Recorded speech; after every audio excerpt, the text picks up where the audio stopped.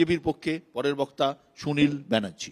আগামী 25শে মে বাঁকুড়া এবং বিষ্ণুপুর দুটি কেন্দ্রে যে ভোট হবে, মানুষ তো ঠিক করে নিয়েছে যে নরেন্দ্র মোদী এবারে প্রধানমন্ত্রী হচ্ছে, কিন্তু আপনাদেরকে ঠিক করতে হবে যে আমরা কার পক্ষে, আমরা চোরের পক্ষে না আমরা ন্যায়ের পক্ষে। আপনাদেরকে ঠিক করতে হবে যে আপনারা কার পক্ষে, আপনারা সত্যের পক্ষে না আপনারা অসত্যের পক্ষে।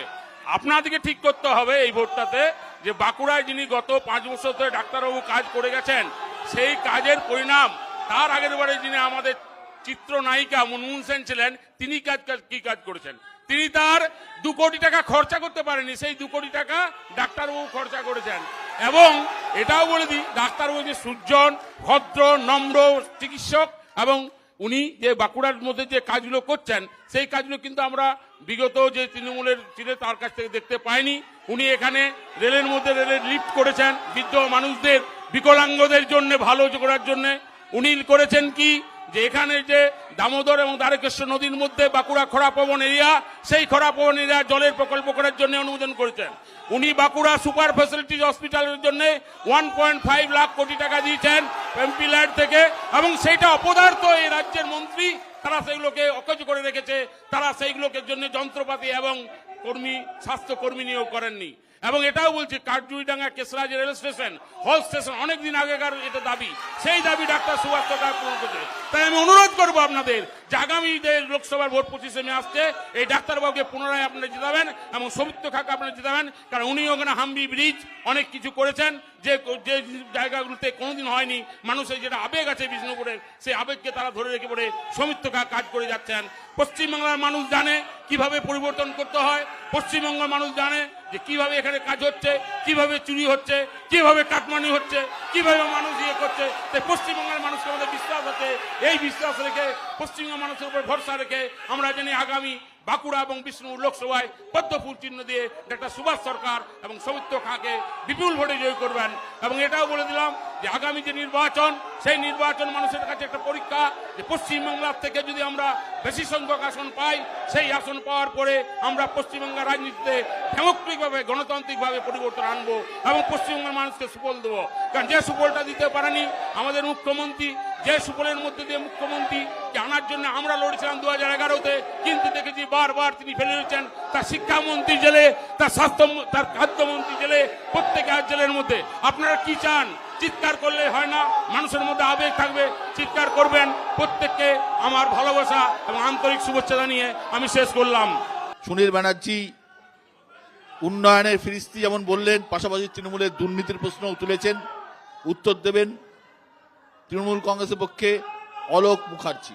আমি শুধু বলবো যে নির্বাচনটা সামনে এসে গেছে লোকসভার, বিভিন্ন রাজনৈতিক দল তাদের প্রার্থী ঘোষণা করেছেন, তারা প্রচারও নেমে গেছেন। আমি বিজেপিকে কেন ভোট দেব? প্রথম প্রশ্ন আমার এটাই, আমাদের বাংলায় কি উন্নয়ন করেছে? এখানকার যিনি ক্যান্ডিডেট 10 বছরে সৌমিত্র খা, তিনি কি করেছেন মানুষের জন্য, সেইটার পরিপ্রেক্ষিতে মানুষ কিন্তু ভোট দেবে। আর এই সৌমিত্র খা ভোটে জিতে এ তো বাংলা বিরোধী করেছে, 100 দিনের কাজে বাধা দিয়েছে, বাড়িতে বাধা দিয়েছে, উন্নয়ন হয়নি।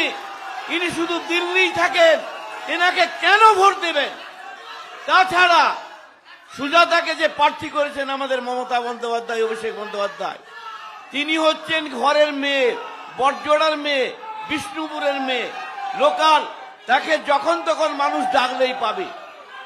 তাছাড়া মমতা বন্দ্যোপাধ্যায়ের যে উন্নয়ন, রেশন ব্যবস্থা free, Swasthyasathi free, cycle free, পড়াশোনা ফ্রি, বিভিন্ন ভাতা ফ্রি, কেন্দ্রীয় সরকারের একটা কিছু নেই, কেন তাকে ভোট দেবো? যারা বাংলার উন্নয়ন করে না, বাংলা বিরোধী কথা বলে, তাদের ভোটে আসা উচিত নয় আমি মনে করি। এবং আমাদের যে উন্নয়ন বাঁকুড়া জেলা, সারা বাংলায় মমতা বন্দ্যোপাধ্যায় আমাদের সুপার ফ্যাসিলিটি হাসপাতাল দিয়েছেন, বিনা পয়সায় চিকিৎসা করে দিচ্ছেন। মমতা বন্দ্যোপাধ্যায় রূপশ্রী, কন্যাশ্রী, যুবশ্রী দিয়েছেন। একটা জিনিস দেখেন তো, সৌমিত্র বাবু আমাদের 7টা বিধানসভায় এনেছেন, কেন্দ্রীয় সরকারের প্রকল্প কই? চোখে দেখা যায় না। উনি শুধু বড় বড় কথা বলেন, দিল্লির থেকে প্লেনে নামলেন অন্ডাল, অন্ডাল থেকে বিষ্ণুপুর। আর এই বিজেপি কেন্দ্রীয় সরকার ধাপ্পাবাদ, মিথ্যাবাদ, বাংলাকে বিক্রি করছে।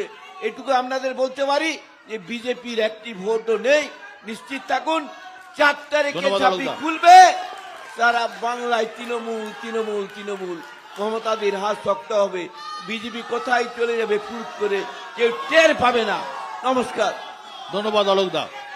অলোক মুখার্জির বক্তব্য মমতা বন্দ্যোপাধ্যায়ের উন্নয়নের খতিয়ান তিনি তুলে ধরলেন, পাশাপাশি বাংলার জন্য টাকা আটকে রেখেছে বিজেপি সে কথাও বললেন। বিজেপির পক্ষে বক্তা স্বপন মুখার্জি।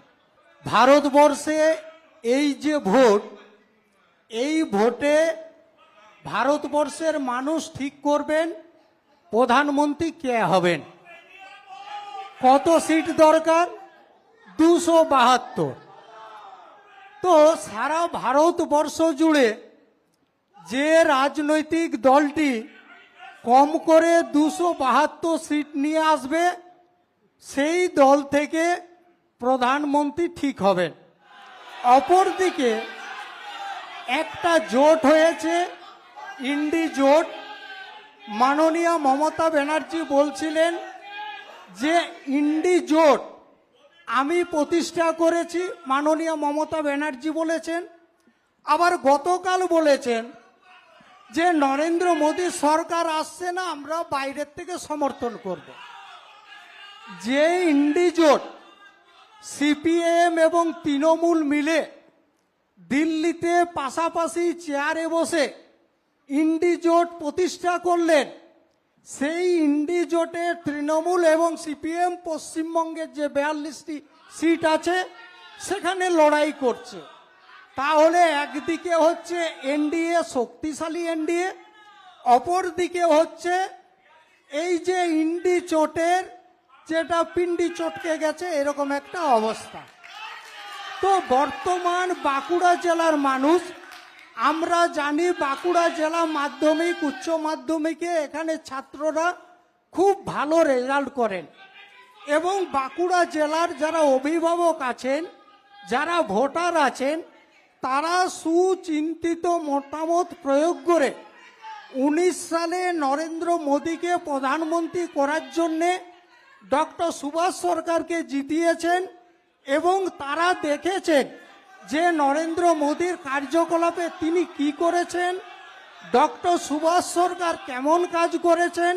তারা মুনমুন সেনকেও দেখেছেন, তারা ডক্টর সুভাষ সরকারকেও দেখেছেন। তাই বাঁকুড়া জেলার আমরা প্রত্যেকটি জায়গায় যখন যাচ্ছি, মানুষ ব্যাপক আকারে বেরিয়ে আসছে দলে দলে এবং তারা প্রত্যেকেই বলেছেন যে করোনা পরিস্থিতিতে নরেন্দ্র মোদী যেভাবে ভ্যাকসিন দিয়েছেন, যেভাবে একটার পর একটা উন্নয়নমূলক কাজ করেছেন, তাতে আমরা বিজেপির পক্ষে আছি, নরেন্দ্র মোদীর পক্ষে আছি। এবং ডক্টর সুভাষ সরকার গতবার 1,74,000 প্লাসে জয়লাভ করেছিলেন, এইবারে সেই মার্জিন আমরা 2 লাখ ছাপিয়ে যাব। এই হচ্ছে বর্তমান পরিস্থিতি।